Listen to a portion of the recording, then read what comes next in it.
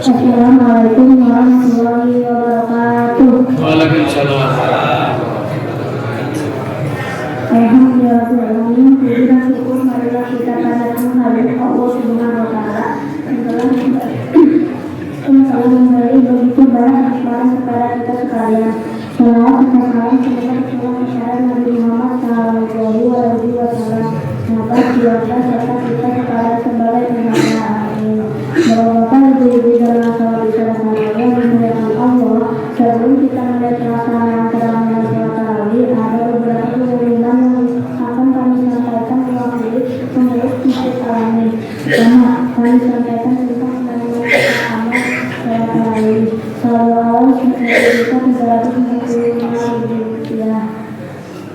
Penerimaan dari kotak amal sholat tarawih hari kemarin hari Senin tanggal 17 Maret 2022 atau 18 Ramadan 1446 Hijriah, yaitu sebesar 809.500 rupiah. Pengeluaran sebesar 800 rupiah. Saldo kemarin ini 1.354.000 rupiah. 1.354.500 rupiah. Terima kasih kami ucapkan kepada para pemberi infak dan sedekah. Semoga amal ibadah Bapak Ibu sekalian mendapatkan pahala yang berlipat ganda dari Allah Subhanahu wa taala. Amin.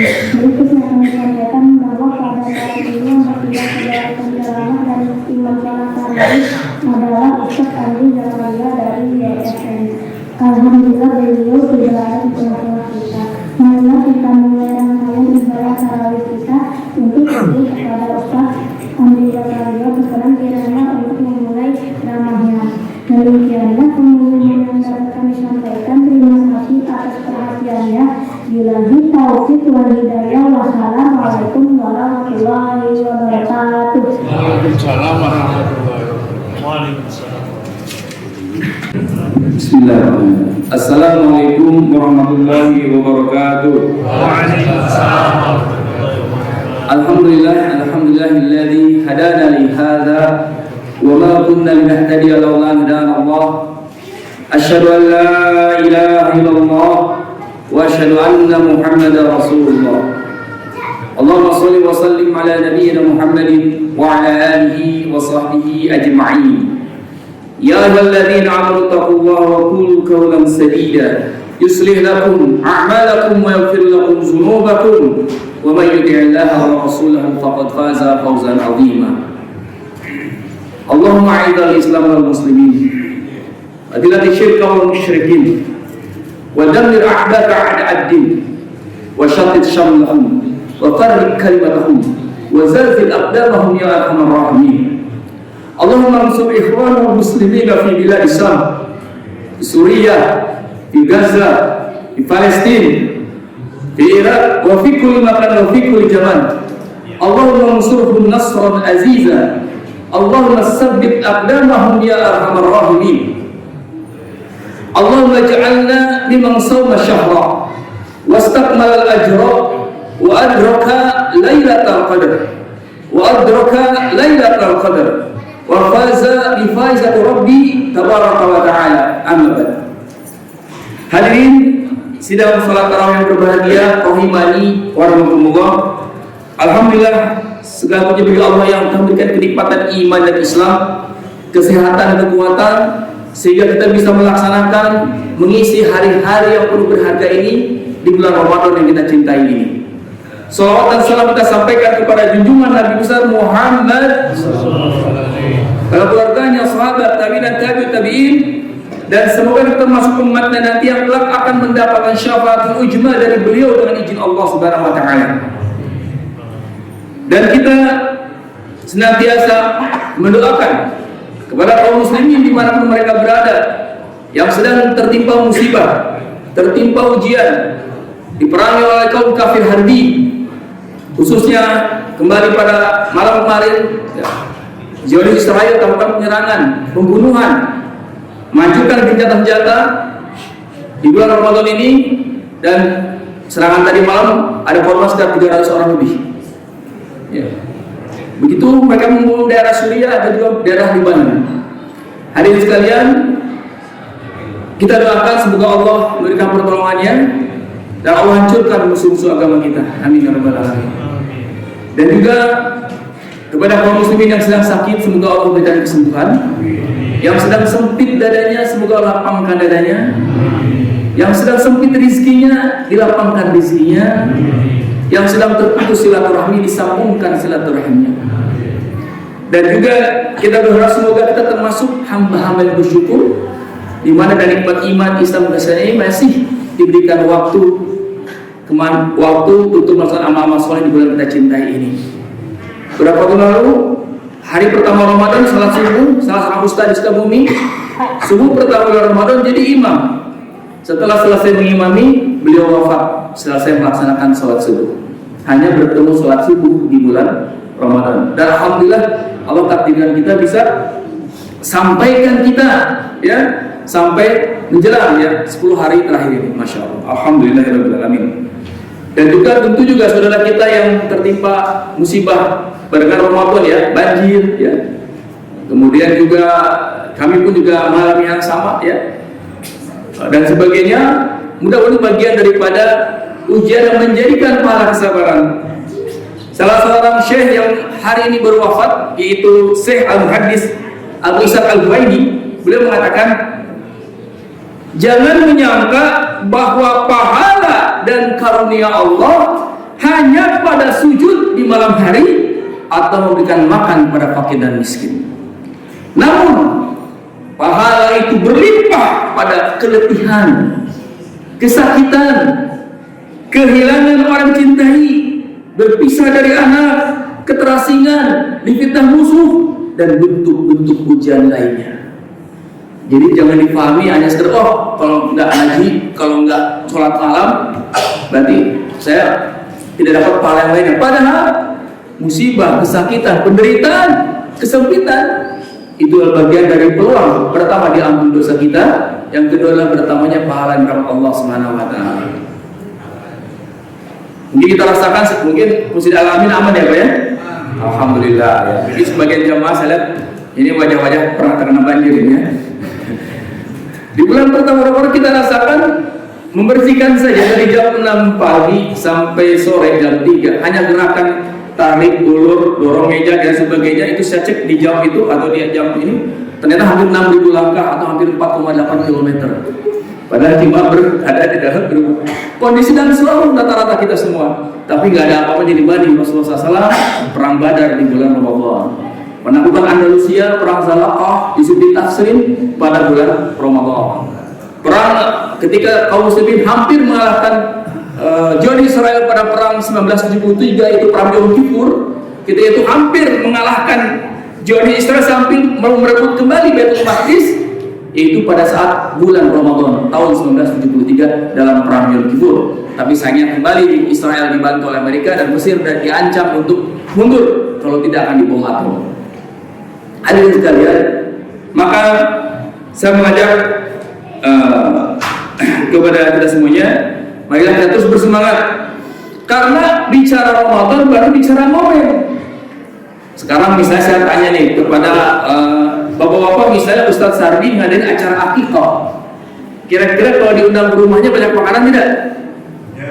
Ya, ada sate kambing, gulai kambing, kue basah, kue kering, minumnya bermacam-macam, semua ada.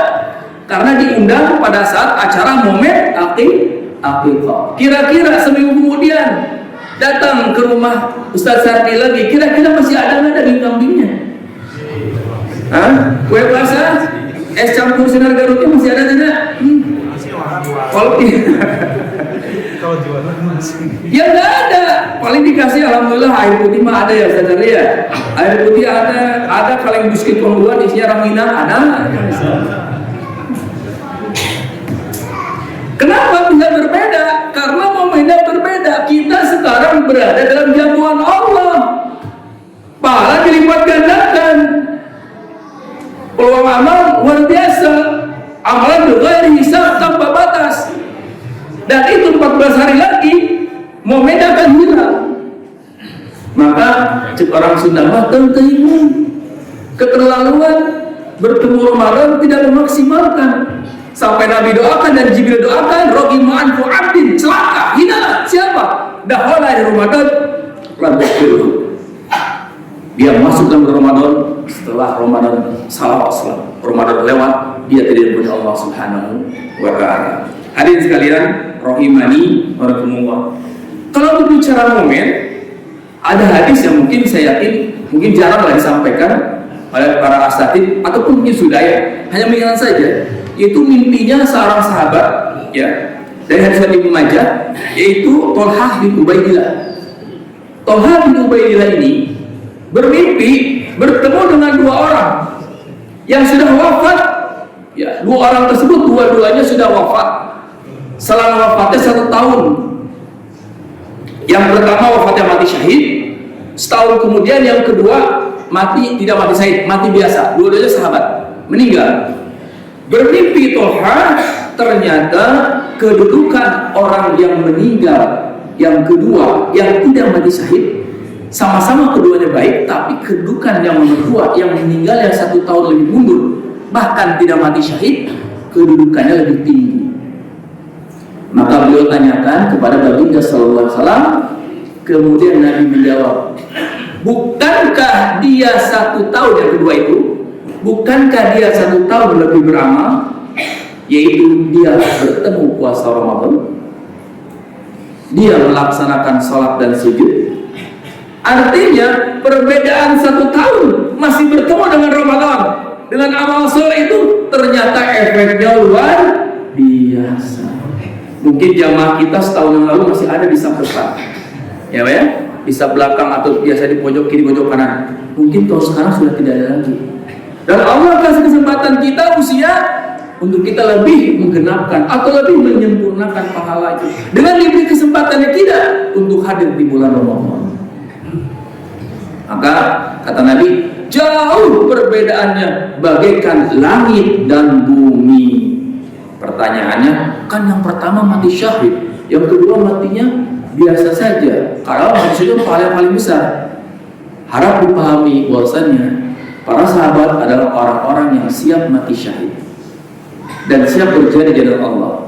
Barang siapa yang berniat mati syahid tetapi tidak mati syahid walaupun meninggal di atas kasur, tetap dicatat sebagai seorang syuhada walaupun meninggalnya tidak di atas, tidak dalam pertempuran atau sakit dalam pertempuran, tapi berniat berjihad, itu dicatat sebagai pahala syuhada. Artinya katakanlah sama pahalanya, tapi membedakannya adalah bertemu setahun itu dengan bulan Ramadan. Itu yang kita syukuri.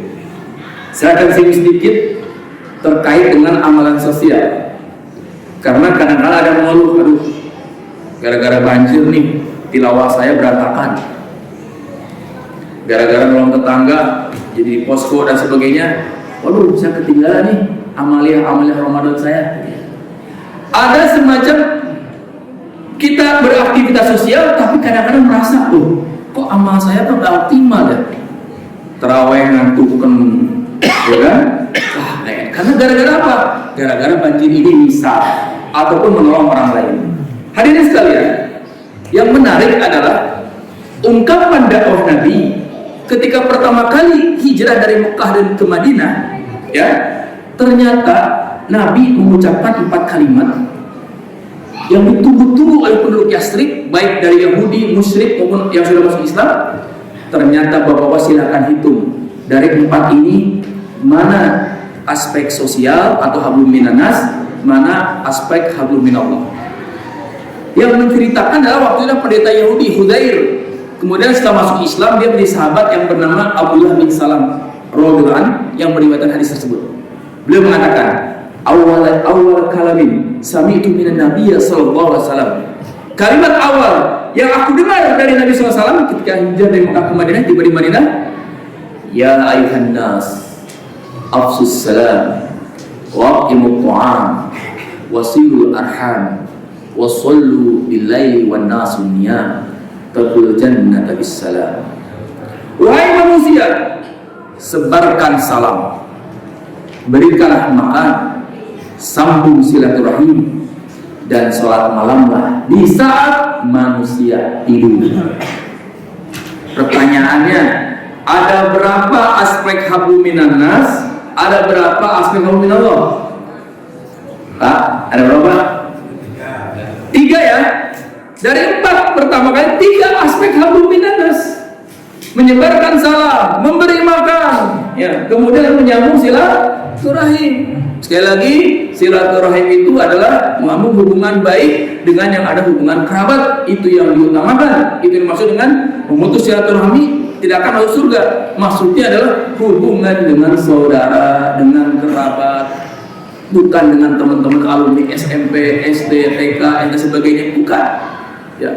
Silaturahmi alumni Karang Taruna tahun 90-an bukan silaturahmi itu, karena rata-rata bukan hubungan silaturahim TK Merpati Pos, wah alumni, wah itu bukan. Oh, saya mau main silaturahmi ke Pak RT. Kalau Pak RT nggak ada hubungan saudara, bukan silaturahim. Yang dimaksudnya jangan sampai ke uak kita, keponakan kita, saudara, paman, bibi hubungan kurang baik, tapi sama alumni SD kita baik. Sakit nggak ditengok, luar kota, ke Jambi, kemana, yang dicari teman SD, bukan paman kita, bukan uak kita, dan sebagainya. Itu salah kaprah. Sehingga Nabi sampaikan, jangan duduk di majelisku orang memutus silaturahim. Berdiri seorang pemuda, saya Rasulullah. Kenapa? Saya sudah lama bertengkar dengan bibi saya. Bibi. Ya, nah, mudah-mudahan ya, jangan sampai begini. Wah, mudik itu bid'ah. Mudik bid'ah. Aneh nih pernyataan mudik itu bid'ah, ya.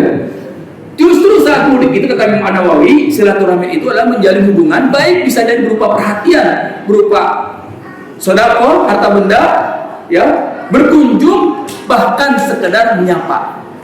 Nah, ketika kita balik kampung, berkunjung, menyapa saudara kita, itu adalah bagian daripada silaturahim, bukan bid'ah, ya. Kemarin. Jadi 3 aspek ya Pak ya, dari 4, 3 aspek hablum minan nas, 1 aspek hablum minallah. Maka Nabi SAW ketika menyampaikan pentingnya aspek ini, beliau memberikan gambaran bagaimana beliau mementingkan hablum minan nas.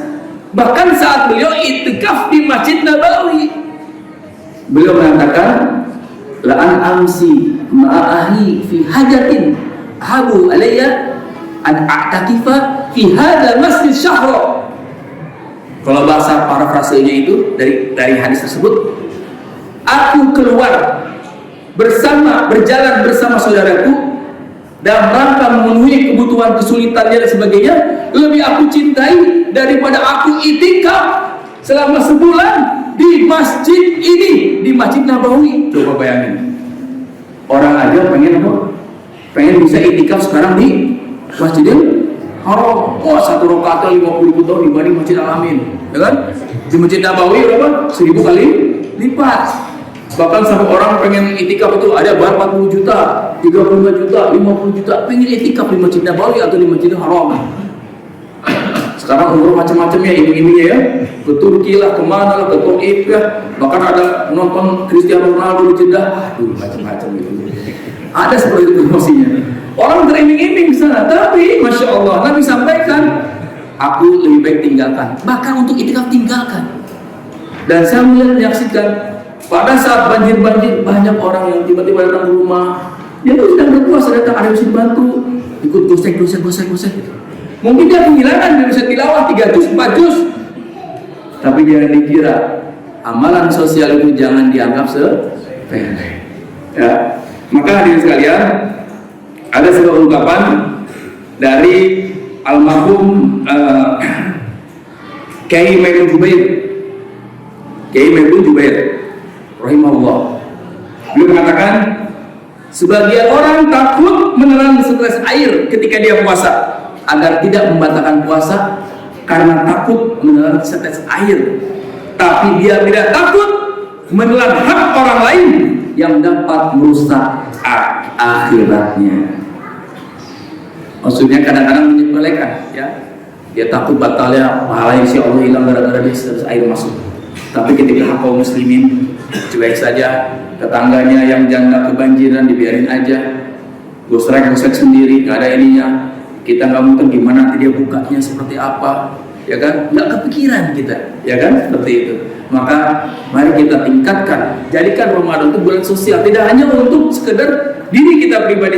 Maka hadirin sekalian, rohimani warahmatullah. Jadi hadirin sekalian, kurang lebih itu saja inti yang bisa kami sampaikan pada kesempatan kali ini. Saya mengajak pada kita bersyukur kepada Allah Subhanahu wa taala nikmat ini, Allah bisa memberikan karunia waktu, usia, kesempatan dibanding saudara kita yang sedang berpuasa dalam keadaan dibom dan sebagainya. Kalau banjir masih saya tarik-tarik kering, tapi kalau udah dibom semua jadi arang. Bagaimana perasaannya kita bayangkan seperti itu. Dan saya ingatkan, jangan pelit kita berdoa, ya. Jangan hal sampai yang sekecil pun kita mohon tolong pada Allah. Bahkan sendal lepas pun yang akan disebutkan minta tolong sama Allah. Apalagi kita ingat saudara kita, apalagi kita ingat kaum muslimin yang lainnya. Ketika saat berbuka puasa, ingat doanya mustajab. Jangan egois hanya mendoakan kita sendiri, tapi doakan kaum muslimin yang lainnya. Semua tercatat sebagai orang yang peduli pada urusan kaum muslimin.